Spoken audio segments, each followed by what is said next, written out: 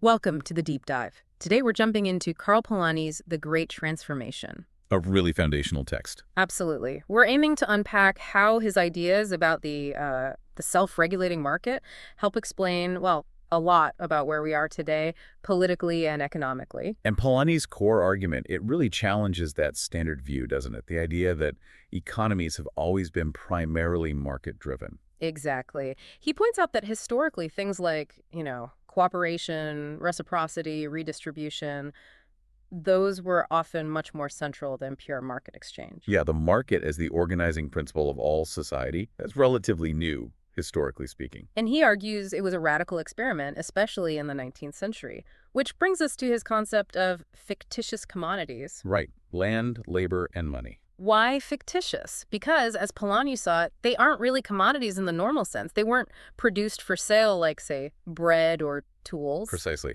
Land is, well, it's nature. It's not produced by humans. Labor isn't separate from human life itself. It's people's activity. And money.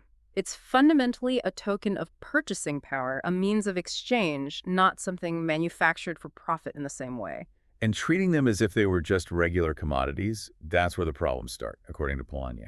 It creates inherent instability. Okay, let's dig into that instability. Why is treating them like commodities so problematic? Well, take land. If it's just about profit, you get environmental destruction, right?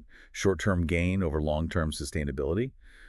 No incentive to conserve, really. Makes sense. And labor. If labor is just a cost to be minimized like any other raw material, then human well-being, dignity, safety, they all become secondary to the demands of the market. Which obviously leads to social unrest and hardship. Yes. And money, when treated purely as a commodity to be bought and sold for profit itself, rather than just facilitating exchange, that can lead to speculative bubbles, financial crises, things that destabilize the whole system. So this inherent tension, this sort of dangerous fiction, leads Polanyi to another key concept, the double movement. Can you unpack that? Yeah, the double movement is fundamental. It's this ongoing dynamic. On one hand, you have the continuous push to expand the market, deregulate, treat everything as a commodity. Yeah.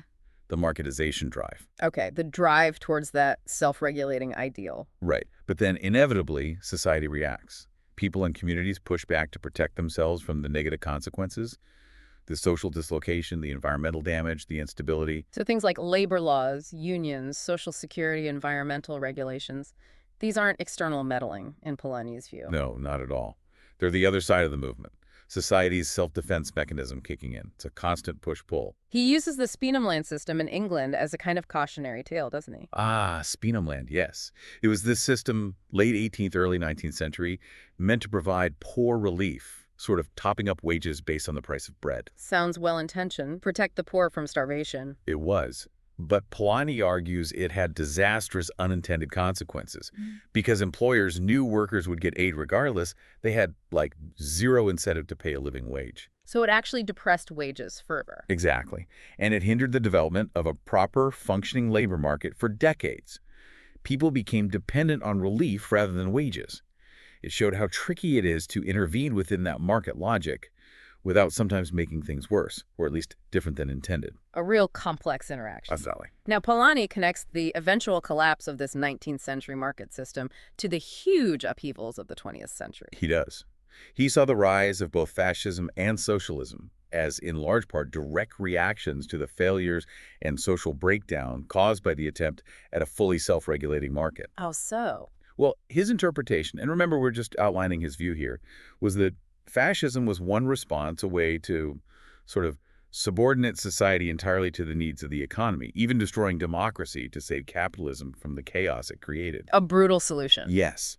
Whereas he saw socialism, particularly democratic socialism, as another response aiming to re-embed the economy within democratic control, making the market serve society, not the other way around. So, bringing this all together, what's the main takeaway message from the Great Transformation? I think the absolute core is that the idea of a completely separate, self-regulating market economy is a dangerous illusion. It's historically rare and inherently unstable. Well, the economy is always part of society. Exactly. It can't be disentangled from social relationships, political institutions, or ecological limits. Trying to pretend it can leads to breakdown. So state intervention, regulation, social safety nets, they become necessary, not just optional From extras. Polanyi's perspective, yes.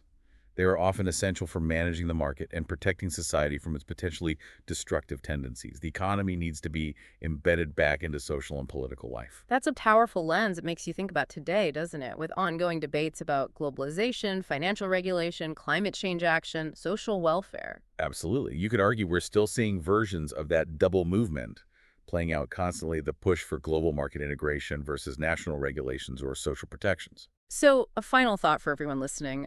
Are these current tensions just the latest chapter in Polanyi's story? And what does that imply about where our economic and political systems might be heading? Something to ponder. Definitely worth thinking about. Thanks for tuning into the deep dive.